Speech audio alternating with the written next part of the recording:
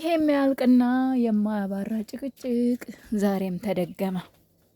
ያሳዝናል። መጨረሻውን አይቶ እንደኔ የተቃጠለ በፈጠራችሁ ምን አያችሁ? ምን ታያችሁ?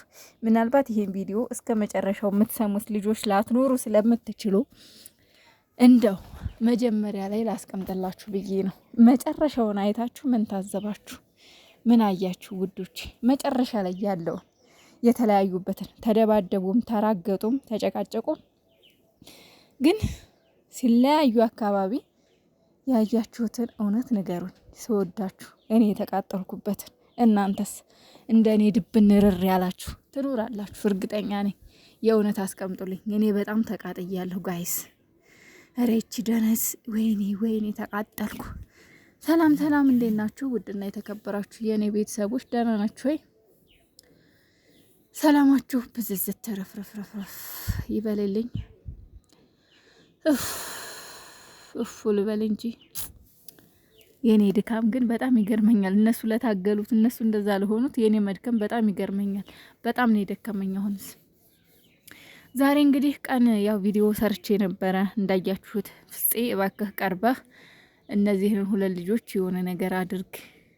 አሁን እውነት ለእናንተ አሸንፈው ነው ወይ እነዚህ ልጆች ብዬ ተናግሬ ነበረ። ያው እንደተናገርኩትም ደግሞ አልቀረም። ፍፄ ዛሬ እንግዲህ የመጀመሪያውን ስቴፕ ሞክሯል። ባይሳካለትም ያው እንግዲህ አራቱንም ጠርቶ ነገሩን ፍቱት፣ ሶሲንም በብሩኬንም ሀይሚም ዳኒንም ጠርቶ ነበረ እና በመጀመሪያ ዳኒና ሶሲ ናቸው የተገናኙት።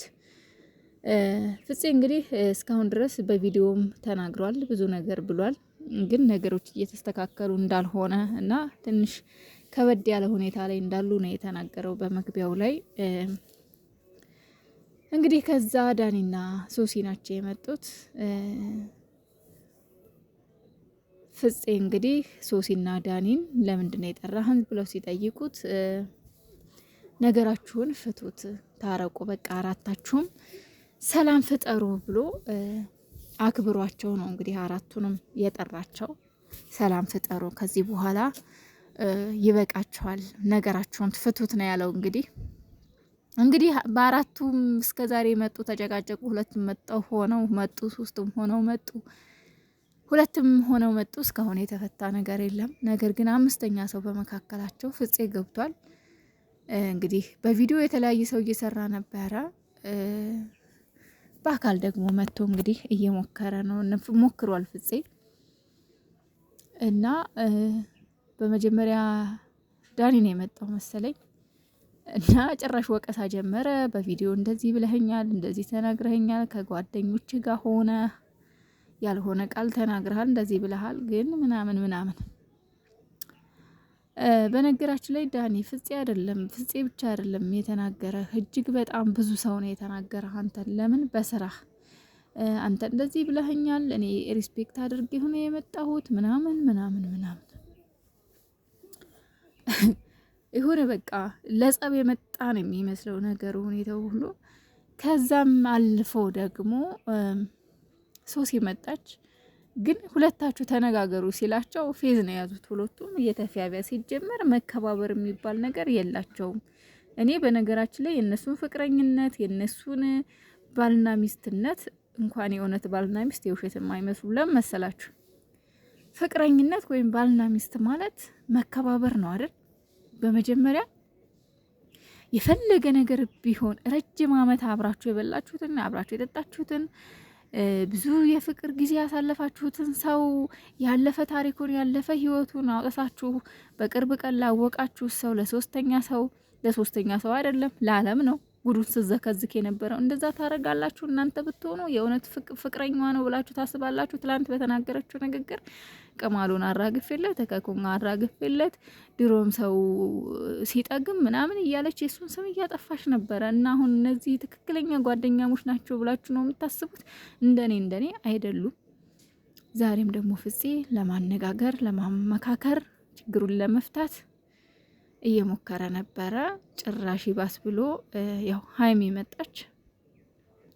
ሀይሚ ስትመጣ ደግሞ ብሩኬን አትጥራብን፣ ብሩኬን አትጥራብን፣ ብሩኬን መጥራት የለብህም ብሎ ፈርቶት ይሁን ፈርቶት ነው ለነገሩ የሚሆነው ፈርቶት ነው። ምን ይሁን ባላቅም ብሩኬን አትጥራብኝ ምናምን እያለ ያዙ ይልቀቁኝ፣ አትጥራው፣ በቃ እሱን አትጥራው።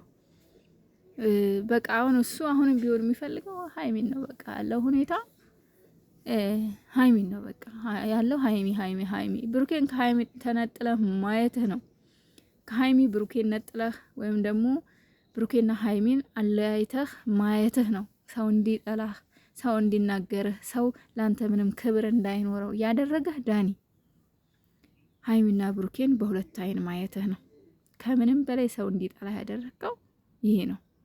በጣም ተሳስተሃልም ደግሞ እንደዛ ማድረግ አልነበረብህም። ሰው የጠላህ በዚህ ነው፣ ሌላ በምንም አይደለም። እና እንግዲህ በመጨረሻም ብሩኬ መጣ። ሰላምም የለም ምንም የለም። ብሩኬ በጣም ጭቅጭቅ የሰለቸው ነው የሚመስለው በጣም ምክንያቱም ሲመጣ መጥቶ ራሱ ሰላምም አላላቸው፣ ግን ፊቱን አዙሮ ነበር ቆሞ የነበረው ፊቱን አዙሮ በቃ ወደ ሌላ ወደዛ ሲያይ በጣም አሳዝነኝ። ፊቱ ላይ ያስታውቃል የሆነ የመሰልቸት የመድከም ባህሪ ነው ያየውበትና እንግዲህ ሀይሚ የምትመልሰው ጥሩ አይደለም። ብሩኬ በነገራችን ላይ ትላንትና ራሱ ስትመጣ ጀምራ በጭቅጭቅ ነው የመጣችው እያለ ሀይሚ ሲወቅስ ነበረ።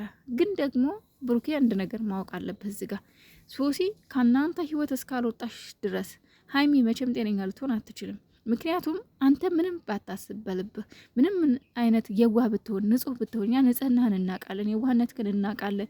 ግን ሶሲ ላይ ያየችባት ነገር ስላለ ሶሲ ደግሞ ሀይሚ እንድትጠረጥራት ስለሆነ እያደረገች ያለችው።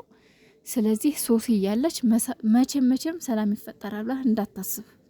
በቃ ለምን ጠረኑን አፈቀኝ እያለች እያገጠጠች እንዴት ነው ሀይሚ ላጠረጥር የምትችለው? ይችም ልጅ እኮ መልአክ አይደለችም፣ ሰውና ትጠረጥራለች። አንተ ጋር ባታይብህ እሷ ጋር አይታለች ከአንተ ፍላጎት እንዳለ። በመጨረሻም ያው ድብድብ ነው። ዳኒ የማያርፍም ልክ አቅም እንዳለው ደግሞ እኮ በፍንጼ ላይ ለምን በፊት ለፊት አትመታው? በፍንጼ ላይ እየተንጠራረን አለምታ ይላል። ወይኔ እና አለምታ ሲይዝ አሁን ብቻውን ቢሆን እንደዛ እንትን አይልም፣ ይቀጠቅጠው ነበር። ግን ፍጼ ስላለ ገላግሏቸዋል። ግን መጨረሻ ላይ በጣም ያቃጠለኝ ሶስና ተብዬዋ ብሩኬን አቅፋ ይዛ ሄደች። ሀይሚ ብሩኬ ልትከተል ስትል እሷ አቅፋዋለች፣ ከፊት አቅፋ እየጎተተች ይዛው ሄደች። በጣም ያቃጠለኝ ማለት ነው። ብሩኬን ክንዱን ይዛ ሄደች እና ሀይሚ ስርዓት ባይኖራት ለምን ዳኒን ተከተላል ሄደች? መጨረሻ ላይ ለምንድን ነው እነሱን የተከተለችው? ከፍጼ ጋር ነው መጨረሻ ላይ የቆሙት። እሷ ግን እሱ እየገፋች ይዛ ሄደች። እዩት እንግዲህ ልዩነቱን ነው። እችኛዋ ባሏን ትታ ከብሩኬ ጋር ብሩኬን ይዛ ሄደች፣ ዳኒ ለብቻው ሄደ። እንደሷ ቢሆን ግን ዳኒን ተከትላ መሄድ ትችል ነበር ሀይሚ። አያችሁ